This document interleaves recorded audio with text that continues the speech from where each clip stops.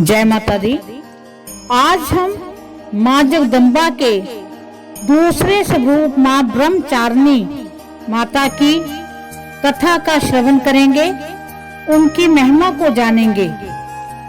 तो चलो श्रवण करते हैं, पहले उनकी महिमा फिर उनकी कथा।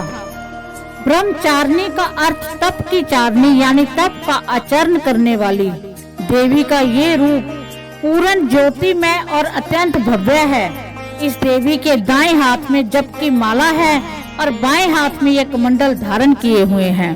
अब श्रवण करते हैं माँ जगदम्बा की पावन कथा। पूर्व जन्म में इस देवी ने हिमालय के घर पुत्री रूप में जन्म लिया था और नारद जी के उपदेश से भगवान शंकर को पति रूप में प्राप्त करने के लिए घोर तपस्या की थी। इस कठिन तपस्या के कारण इन्हें तपचारिणी अर्थात ब्रह्मचारिणी नाम से अभिहित किया गया। 1000 वर्ष तक इन्होंने केवल फल फूल खाकर बिताए और 100 वर्षों तक केवल जमीन पर रहकर शाक का निर्वाह किया। कुछ दिनों तक कठिन उपवास भी रखे और खुले आकाश के नीचे वर्षा और धूप के घोर कष्ट सहे।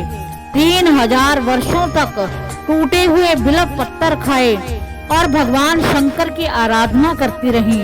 इसके बाद तो उन्होंने सूखे बिल्व पत्थर खाना भी छोड़ दिया।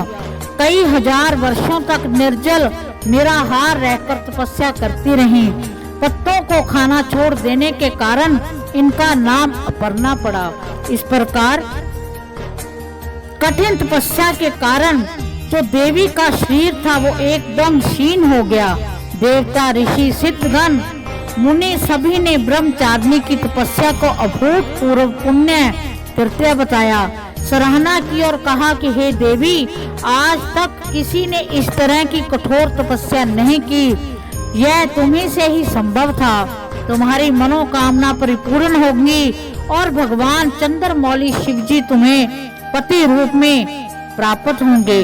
अब तपस्या छोड़कर घर लौट जाओ, जल्द ही तुम्हारे पिता तुम्हें बुलाने आ रहे हैं। इस प्रकार माँ जगदम्बा की जो कथा है उसके कथा का सार यही है कि जीवन के कठिन संघर्षों में भी मन विचलित नहीं होना चाहिए। माँ ब्रह्मचारिणी देवी की कृपा से सर्व सिद्धि प्राप्त होती है। दुर्गा पूजा के दूसरे दिन देवी के इसी रूप स्वरूप की उपासना की जाती है। इस प्रकार माँ जगदम्बा ब्रह्मचारिणी की महिमा और उनकी कथा का हमने श्रवण किया। हम माँ ब्रह्मचारिणी से प्रार्थना करते हैं कि हे माँ जगदम्बा, हम सब पर अपनी कृपा दृष्टि बनाए रखना। हम इतनी कठिन तपस्या करने के योग्य नहीं हैं।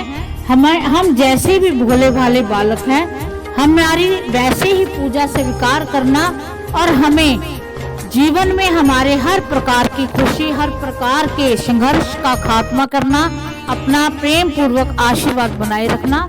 इसी के साथ जय माँ ब्रह्मचारिणी।